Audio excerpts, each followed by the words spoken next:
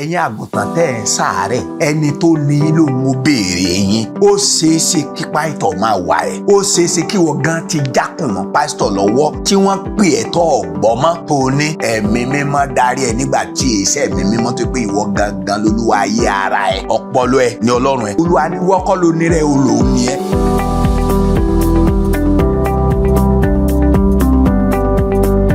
Alàgbà pẹ́ kó gba yín wá. Olúwa rán ọ̀rọ̀ rẹ sí ayé àwa àyànfẹ́ rẹ.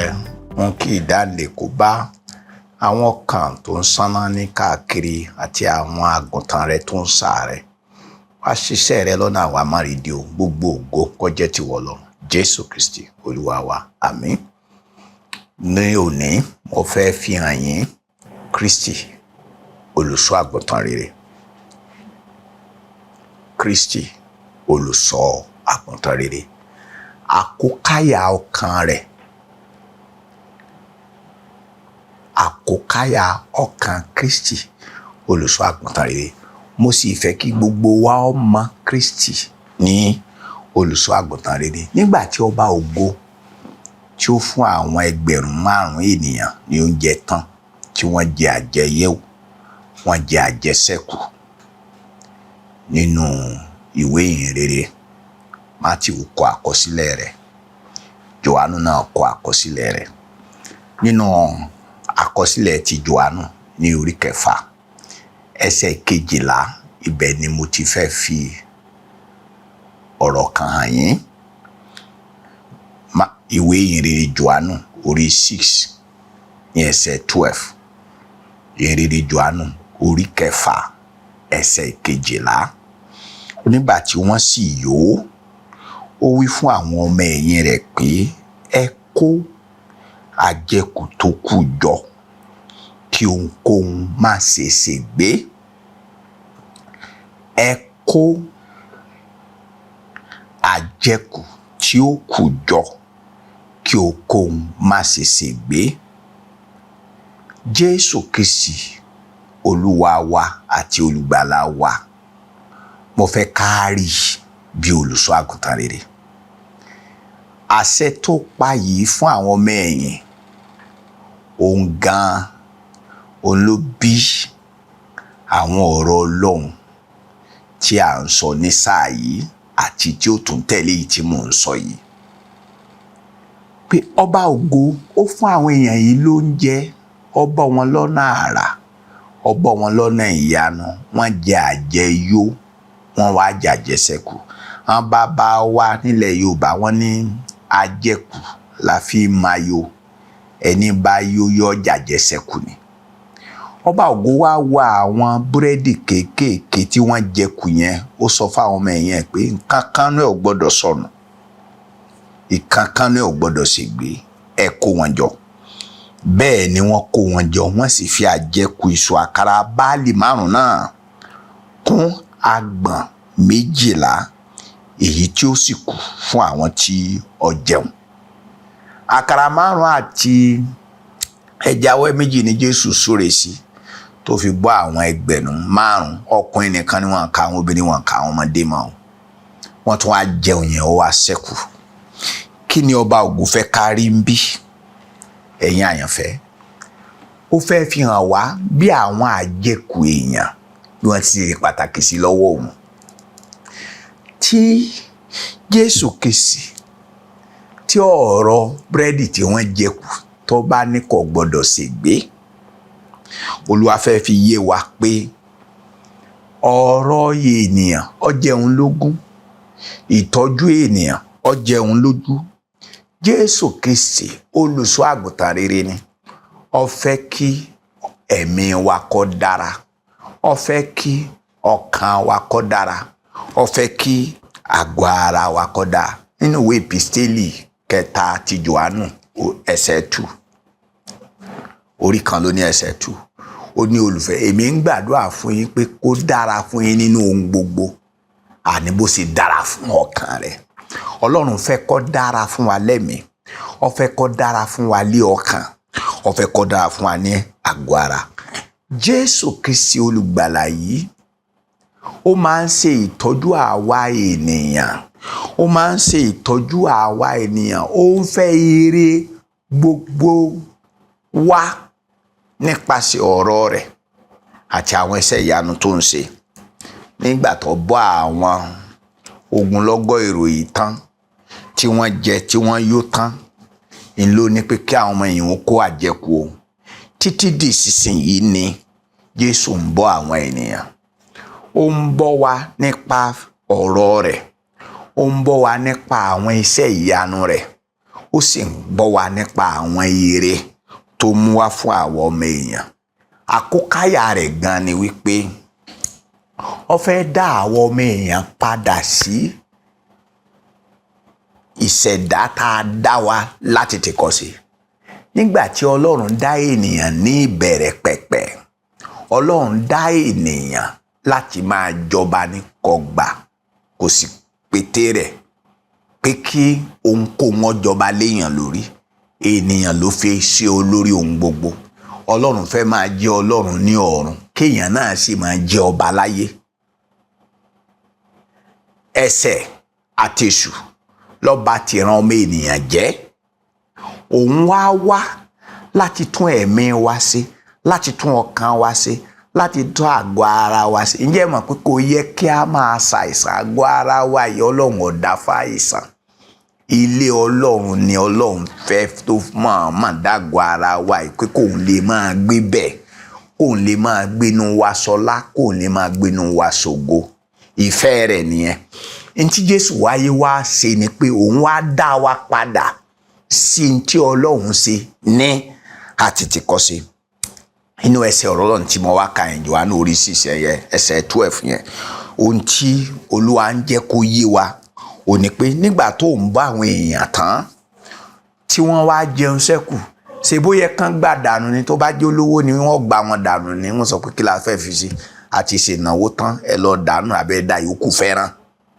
Ọba ògo ní irọ́. Àwọn àjẹkù yẹn ò gbọ́dọ̀ ṣòfò, kí ohunkóhun kó má ṣe ṣègbé. Ó ní ẹ kó yòókù jọ, ìkankan ní ò gbọ́dọ̀ sọnù.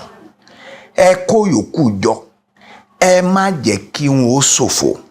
Ìyẹn ń fi ọkàn Jésù hàn wá wípé Olúwa ń fẹ́ kí àwọn èèyàn tó dàbí ẹni wípé wọ́n ti dàjẹkù lọ́wọ́ pàìtọ̀, tàbí lọ́wọ́ èṣù, tàbí lọ́wọ́ ẹ̀ṣẹ̀, tàbí lọ́wọ́ ayé, tàbí àwọn gangan fúnra ara wọn gan ti pé ayé àwọn ọ̀já mọ́ nǹkan kan mọ́.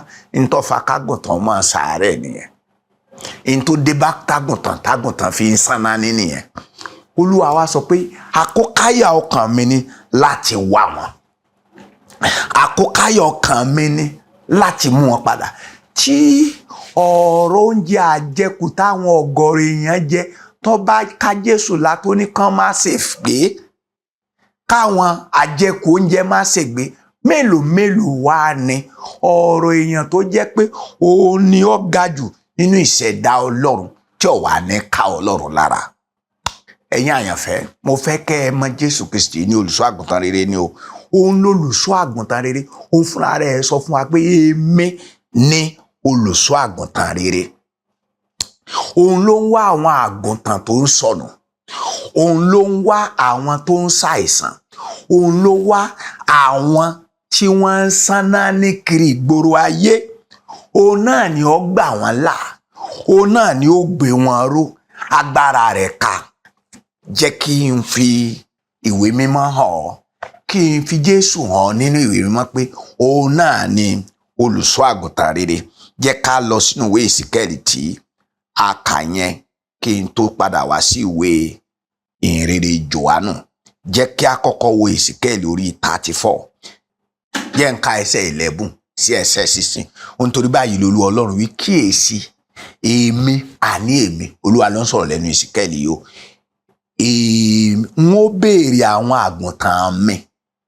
Ẹ̀yin àgùntàn tẹ́ ẹ̀ ń ṣàárẹ̀, tẹ́ ẹ̀ ń sáná ní, ẹni tó ní lòun ó béèrè yín. Ó ṣeéṣe kí pàìtọ̀ máa wà ẹ́. Ó ṣeéṣe kí wọ́n gan ti jákùn mọ́ pásítọ̀ lọ́wọ́ tí wọ́n pè ẹ́ tó ọ̀gbọ́ mọ́, tó ní ẹ̀mí mímọ́ darí ẹ nígbà tí iṣẹ́ ẹ̀mí mímọ́ tó pé ìwọ gangan lolúwa ayé ara ẹ. Ọpọlọ ẹ ní Ọlọ́run ẹ. Ó ní Olúwa ní owó kọ́ ló ní rẹ̀, olóhùn ni ẹ. Èmi ó sì wá wọn rí, gẹ́gẹ́ bí olùṣọ́ àgùntàn ti wá ọ̀wọ́ ẹran rẹ̀ rí ní ọjọ́ tó wà láàrin àwọn àgùntàn rẹ̀ tó fọ́nká, bẹ́ẹ̀ lé èmi ó wá àgùntàn mi rí, èmi ó sì gbà wọ́n níbi gbogbo tí wọ́n fọ́nká sí ní ọjọ́ kùkù àti òkùnkùn biribiri. Èmi ó sì mú wọn jáde kúrò nínú àwọn orílẹ̀-èdè, èmi ó sì kó wọn jọ láti ilẹ̀ gbogbo, èmi ó sì mú wọn wá sí ilẹ̀ ara wọn, èmi ó sì bọ́ wọn lórí òkè Ísírẹ́lì lẹ́bàá odò àti ní ibi gbígbẹ ní ilẹ̀ náà. Èmi ó bọ́ wọn ní pápá oko dáradára àti lórí òkè gíga Ísírẹ́lì ní agbo wọn wà. Níbẹ̀ ni wọn ó dùbúlẹ̀ ní agbo dáradára, pápá oko ọlọ́ràá ni wọn ó sì máa jẹ lórí òkè Ísírẹ́lì. Èmi ó bọ́ ọ̀wọ́ ẹran mi, èmi ó sì mú kí wọn ó dùbúlẹ̀ lé Olúwa wí. Èmi ó wá èyí tó sọnù lọ, èmi ó sì mú èyí tí a lé lọ padà bọ̀. Àwọn kan wà wọ́n lé wọn ni, Olúwa lóhùn ó mú wọn padà, wọ́n lé wọn kúrò nínú agbo ni. Èmi ó sì di èyí tá a sá lọ́gbẹ́, èmi ó sì mú èyí tó ṣàìsàn lára lé. Sẹ́ẹ̀rí báyìí, àgùntàn tá a sá lọ́gbẹ́, àgùntàn tí ń ṣàìsàn àtàgùntàn tí ń sáná ní ọba ògo ní èmi ó wá wọn, èmi ó wá àrùn èyí tó sanra àti èyí tó lágbára, èmi ó sì fi ìdájọ́ mi bọ́ wọn. Ọ̀rọ̀ Ọlọ́run nìyẹn o. Jẹ́ kí a tún wá ka ìrere Jòhánù orí 10 àti ẹsẹ̀ 11, ẹsẹ̀ 14 sí ẹsẹ̀ 16 kó lè rí olùkẹ́ lè rí Kristi pé olùṣọ́ àgùntàn rere ni. A gbọ́dọ̀ mọ̀, gbogbo wa la gbọ́dọ̀ mọ̀, àti pásítọ̀ ni o, àti ọmọ ìjọ ni o, gbogbo wa la nílò láti mọ̀ Jésù Kristi ní olùṣọ́ àgùntàn rere. Ẹ gbọ́, ó ní èmi ni olùṣọ́ àgùntàn rere. Jáfò sí ẹsẹ̀ 14 sí ẹsẹ̀ 16. Èmi ni olùṣọ́ àgùntàn rere, mo sì mọ̀ àwọn tèmi, àwọn tèmi sì mọ̀ mí, gẹ́gẹ́ bí bàbá ti mọ̀ mí tí èmi sì mọ̀ bàbá. Mo sì fi ẹ̀mí mi lélẹ̀ nítorí àwọn àgùntàn.